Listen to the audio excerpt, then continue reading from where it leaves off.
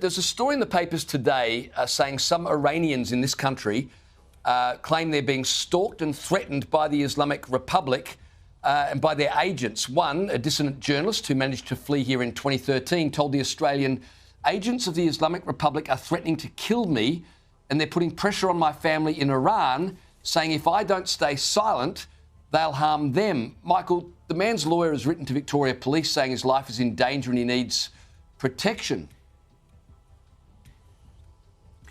These are absolutely credible things. We know the ASIO boss, Mike Burgess, actually named Iran as a government that was doing this kind of thing in Australia.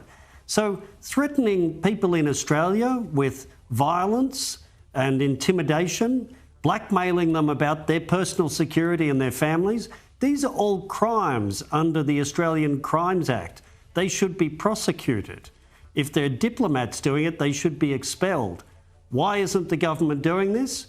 Well, because Iran is a small player when it comes to this kind of thing. China's government is a bigger player.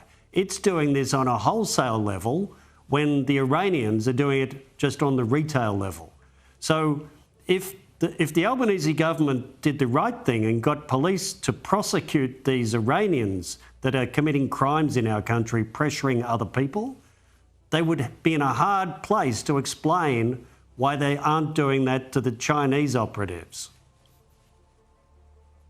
Yeah, the other thing I'd love them to explain is why we have an Iranian embassy in this country. You mentioned Mike Burgess.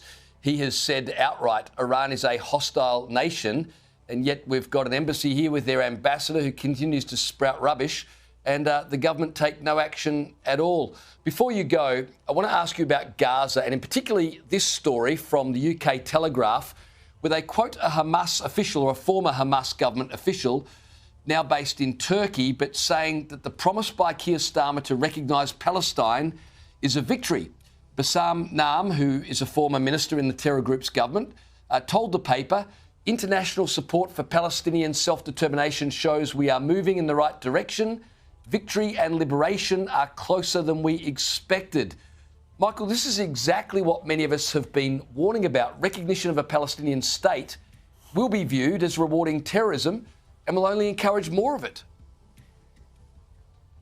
Well, James, anything that makes a Hamas official happy is probably a bad thing. That's a good rule of thumb. They are a terrorist organisation. But, this idea of if we recognise a Palestinian state in the middle of an armed conflict between Hamas and Israel, all good things will happen, is just an illusion. A bunch of bystander governments doing this gesture will affect nothing on the ground besides cheering up Hamas. So the reason any recognition should come after a negotiated peace is all of the practical issues about borders and security, and the economics all have to be sorted out, and the tricky question of the West Bank. So without that, this unfortunately is a meaningless gesture except to Hamas. Indeed. Michael Shoebridge, thanks for joining me tonight.